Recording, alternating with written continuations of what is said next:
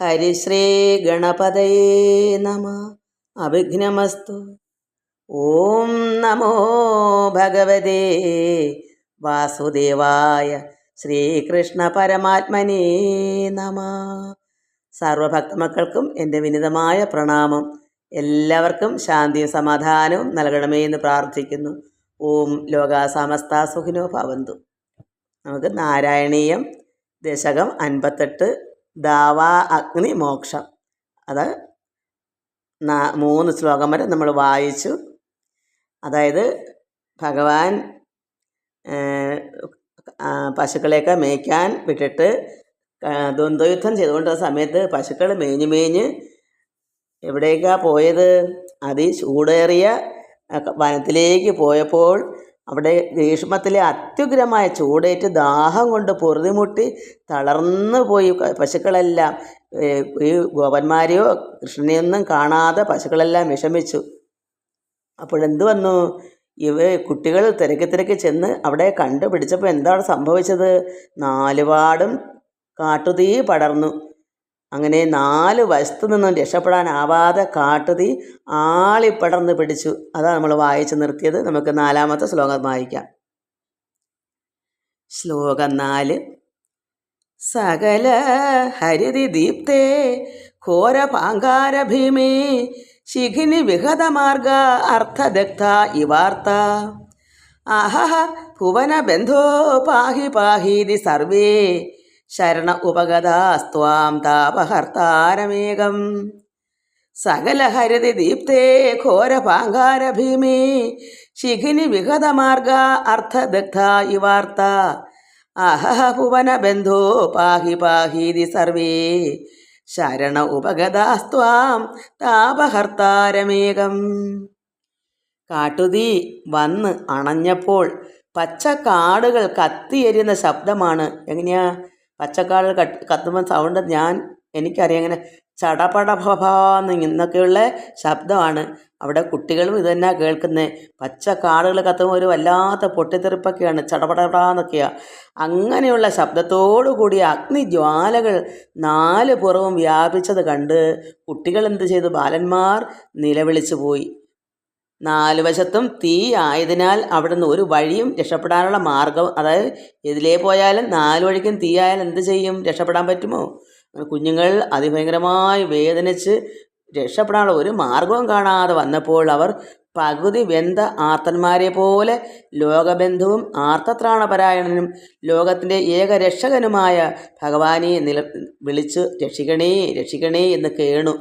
നമുക്കിതിനകത്ത് മനസ്സിലാക്കേണ്ടുന്നത്, അത്രത്തോളം അങ്ങേയറ്റം ആകുമ്പോഴേ നമുക്ക് അത്രത്തോളമുള്ള വിളിയും വരത്തുള്ളൂ. അപ്പോഴേ ഭഗവാൻ വിളി കേൾക്കൂ. ചെറുതായ വേദന വന്നാൽ നമ്മൾ ഭഗവാനെ എന്നൊക്കെ പറയും. മറ്റങ്ങനല്ല, എല്ലാം മറന്ന് വിളിക്കും.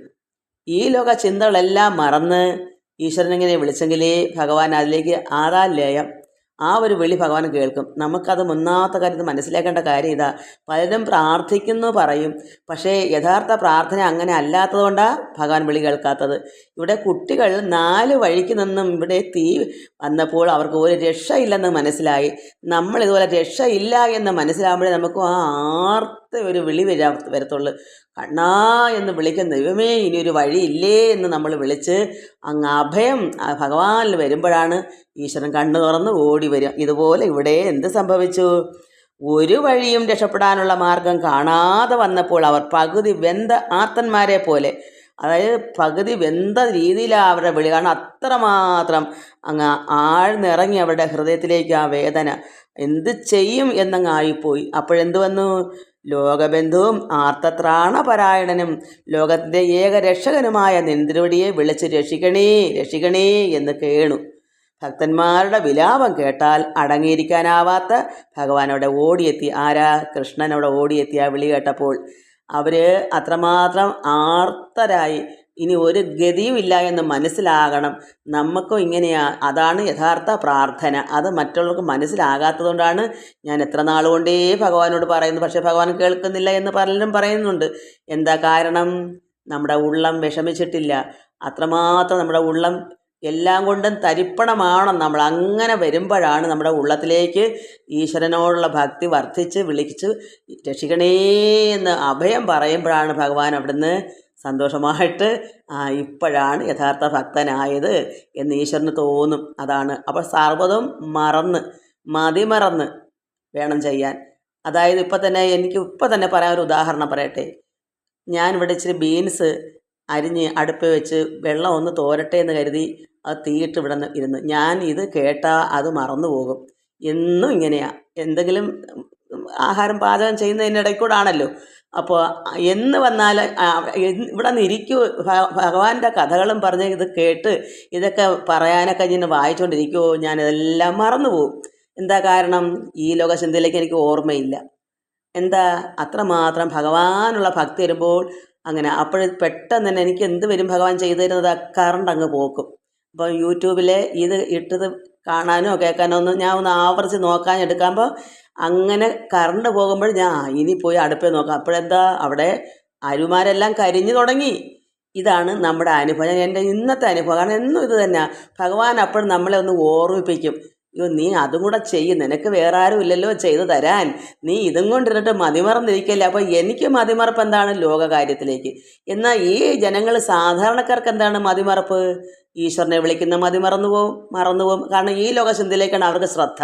എനിക്കാണെങ്കിലോ ഈ ലോകചിന്തയിൽ ശ്രദ്ധ ഇല്ലാത്തതുകൊണ്ട് വേവിക്കുന്ന എന്നും ഞാൻ കരുക്കൊടുക്കുകയാക്കും.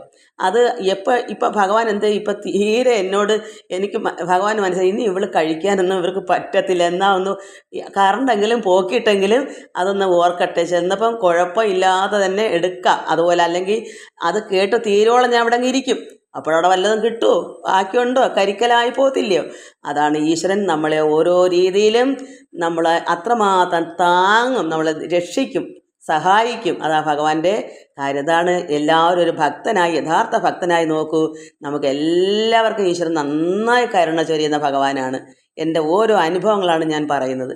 അടുത്ത ശ്ലോകം നമുക്ക് വായിക്കാം. അപ്പോൾ രക്ഷിക്കണേ എന്നൊക്കെ കേണ് വീണപ്പോൾ ഭഗവാൻ ആ വിലാപം കേട്ട് അവിടെ ചെന്നു. നമുക്ക് ശ്ലോകം 5. ആലമലം അതിഭീത്യ സർവതോ മീലയധ്വം ദൃശമിതി തവ വാചാ മീലിതാക്ഷേഷു തേഷു കുനു ദേവദഹനോസൗ കുത്ര മുഞ്ചാടവീസ സപതി വവൃതിരേ ദേഹന്ത പാണ്ഡീരദേശേ. അലമലം അതിഭീത്യ സർവതോ മീലയധ്വം ദൃശമിതി തവ വാചാ മീലിതാക്ഷേഷു തേഷു കുനു ദേവദഹനോസൗ കുത്ര മുഞ്ചാടവീസ സപതി വവൃതിരേ തേ ഹന്ത പാണ്ഡീരദേശേ. ഇവിടെ ഭഗവാൻ അവരുടെ രക്ഷയ്ക്കായി എത്തി. ആരാ? കൃഷ്ണൻ. അവർക്ക് യഥാർത്ഥ ഭഗവാനാണെന്നും കുട്ടികൾക്ക് അറിയില്ല. എന്നാലും കൃഷ്ണനവിടെ എത്തി. ഇത് ആരോട് പറയുന്നു? ഗുരുവായൂരപ്പനോട്, ഭട്ടതിരിപ്പാട് പറയുന്നതാണ് ഇതൊക്കെ. ഭഗവാനോട് പറഞ്ഞ് അപേക്ഷിക്കും അദ്ദേഹവും. അവരുടെ രക്ഷയ്ക്കായി ഭഗവാൻ അവിടെ എത്തി. എന്നിട്ട് ഭഗവാൻ പറഞ്ഞു, മതി ഭയന്നത് മതി, ഇനി പേടിക്കേണ്ട, ഞാനുണ്ട് ഇവിടെ. നോക്കൂ, നിങ്ങളെല്ലാം ഒന്ന് കണ്ണടയ്ക്കുവിൻ. അപ്പോൾ ഭഗവാൻ പറഞ്ഞു, നിങ്ങൾ വിഷമിച്ചതും കരഞ്ഞതൊക്കെ മതി, ഇനി പേടിക്കേണ്ട, ഞാനുണ്ട് ഇവിടെ. നോക്കൂ, നിങ്ങളെല്ലാം ഒന്ന് കണ്ണടയ്ക്കുവിൻ. അതനുസരിച്ച് എല്ലാവരും കണ്ണടച്ചു. പിന്നെ കണ്ണ് തുറന്ന് നോക്കിയപ്പോൾ തീയുമില്ല, മുഞ്ച അടവിയുമില്ല. അത് ആ വനത്തിലായിരുന്നല്ലോ ഇതെല്ലാം. അപ്പോൾ ഭഗവാൻ അവിടെ അവരെ എല്ലാത്തിനെയും ഭഗവാന്റെ മായ കൊണ്ട് ഗോപന്മാരെയും പശുക്കളെല്ലാം മറച്ചതുപോലെ, വേറെ സൃഷ്ടിച്ചതുപോലെ ഇവിടെ ഭഗവാൻ അവിടെ കണ്ണടയ്ക്കാൻ പറഞ്ഞു. കണ്ണടച്ചപ്പോൾ അവിടെ തീയും പോയി, മുഞ്ചാടവിയും ഇല്ല. തങ്ങൾ പാണ്ഡീര വനത്തിലെത്തിയിരിക്കുന്നു. എന്തൊരാശ്ചര്യം! അവരാ കണ്ണടച്ച സമയം കൊണ്ട് ഭഗവാൻ ഇതെല്ലാം അവിടെ നിന്ന് മാറ്റി അവരെ എവിടേക്കാക്കി? പാണ്ഡീര വനത്തിലായിരുന്നല്ലോ അവിടെ നിന്നത്, അവിടെ തന്നെ എത്തിയിരിക്കുന്നു. എന്തൊരാശ്ചര്യം! അവർ അത്ഭുതം കൂറി. അതാണ് ഭഗവാനോട് സ്നേഹം. അത്രമാത്രം ഭഗവാൻ അന്നൊക്കെ ഭഗവാന്റെ ശരീരമുള്ള സമയത്ത് അത്ഭുതങ്ങൾ കാണിക്കും. ഇപ്പോഴും ഭഗവാൻ നേരെ നമുക്ക് അത്ഭുതങ്ങൾ കാണിച്ചുകൊണ്ടേയിരിക്കുന്നു. അന്ന് കുട്ടികൾ കണ്ടുകൊണ്ടിരുന്ന് ചെയ്തെങ്കിൽ നമുക്ക് ഭഗവാൻ നേരിട്ട് വന്ന് ചെയ്യുന്നത് പോലെ ദൃഷ്ടിയിൽ കാണുന്നില്ലെങ്കിലും ഭഗവാൻ ഓരോന്നും ഭക്തന്മാർക്ക് ചെയ്തുകൊണ്ടേയിരിക്കുന്നു. അത് മനസ്സിലാകുമ്പോൾ നമുക്കെല്ലാവർക്കും ശരിയാ ഞാൻ പറഞ്ഞത്, ഈ അമ്മ പറഞ്ഞത് ശരിയാ എന്ന് മക്കൾക്ക് മനസ്സിലാകണമെങ്കിൽ അതങ്ങനെ ആയിത്തീരുമ്പോൾ മനസ്സിലാകും. ഞാനിപ്പോൾ മനസ്സിലാക്കുന്നത് പോലെ എല്ലാം ഭഗവാൻ തന്നെയാണ് ഓരോരുത്തർക്കും ഭക്തന്മാർക്ക് ചെയ്തു കൊടുക്കും. അതാണ് ഭഗവാൻ ഭക്തരുടെ ഒരു ദാസൻ എന്ന് പറയുന്നത്. അതുകൊണ്ടാണ് വേണ്ടുന്നതെല്ലാം നമ്മൾ അതേത് സമയം വരുമ്പോൾ നമുക്കിപ്പോൾ എന്തെങ്കിലും ഒരു അസുഖം തന്നെ നമുക്ക് വന്നാൽ അതിന് ഇന്ന രീതിയിലെന്ന് പറഞ്ഞു തരുന്ന അതുപോലെ നമ്മളെ കൊണ്ട് ചെയ്യിപ്പിക്കും. നമ്മളറിയാതെ തന്നെ നമ്മൾ ചെയ്യിപ്പിക്കും. അതാ ഭഗവാൻ. എല്ലാവർക്കും സമാധാനവും ശാന്തിയും എല്ലാം ഉണ്ടാകട്ടെ. ഓം ലോക സമസ്ത സുഖിനോ ഭവന്തു. സർവത്ര ഗോവിന്ദ നാമ സങ്കീർത്തനം. ഗോവിന്ദ ഗോവിന്ദ.